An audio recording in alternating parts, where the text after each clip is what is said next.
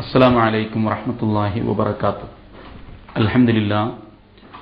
അല്ലാഹുമ്മ സ്വല്ലി അലാ മുഹമ്മദിൻ വഅലാ ആലി മുഹമ്മദ് കമാ സ്വല്ലൈത അലാ ഇബ്രാഹിം വഅലാ ആലി ഇബ്രാഹിം വബാരിക് അലാ മുഹമ്മദിൻ വഅലാ ആലി മുഹമ്മദ് കമാ ബാറക്ത അലാ ഇബ്രാഹിം വഅലാ ആലി ഇബ്രാഹിം ഇന്നക ഹമീദും മജീദ്.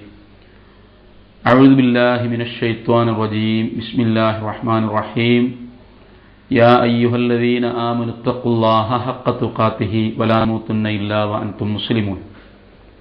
ബഹുമാന്യരായ സഹോദരന്മാരെ, സഹോദരിമാരെ, ജ്യേഷ്ഠാനുജന്മാരെ, സുഹൃത്തുക്കളെ, ജീവിതത്തിൻ്റെ എല്ലാ മേഖലകളിലും സർവശക്തനും നമ്മുടെ രക്ഷിതാവുമായ അള്ളാഹുവിനെ സൂക്ഷിക്കുകയും അവൻ്റെ നിയമനിർദ്ദേശങ്ങൾ പാലിക്കുകയും ചെയ്യണം എന്നാദ്യം എന്നോടും നിങ്ങളോടുമായി ഉപദേശിക്കുകയാണ്.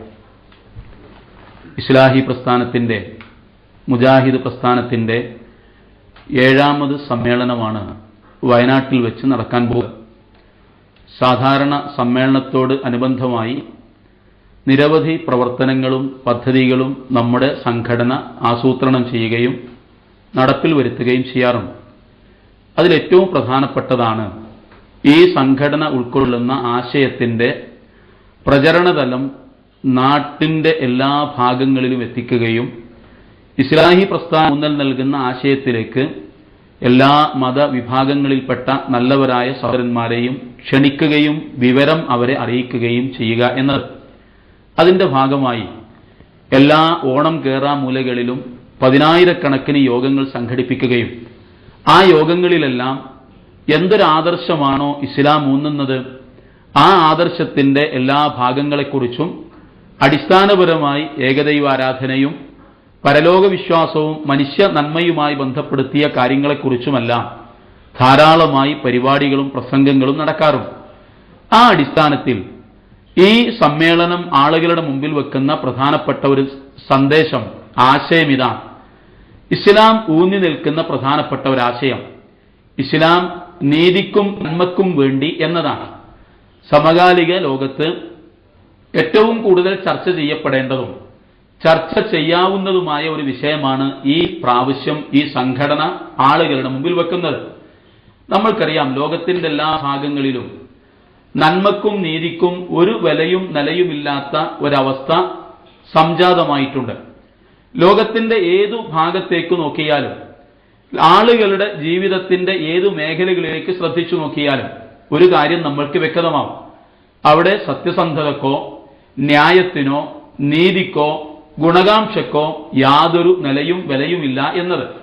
നേരെ മറിച്ച് ഏതെല്ലാം മേഖലകളുണ്ടോ മനുഷ്യൻ പെരുമാറുന്ന, മനുഷ്യൻ ഇടപെടുന്ന ഏതെല്ലാം മേഖലകളുണ്ടോ ആ മേഖലകളിലെല്ലാം സർവത്ര അനീതിയും അഴിമതിയും അധാർമികതയും നിറഞ്ഞാടുന്ന ഒരു ചിത്രമാണ് നാം നമ്മുടെ സംഭവ ലോകത്ത് കണ്ടുകൊണ്ടിരിക്കുന്നത്.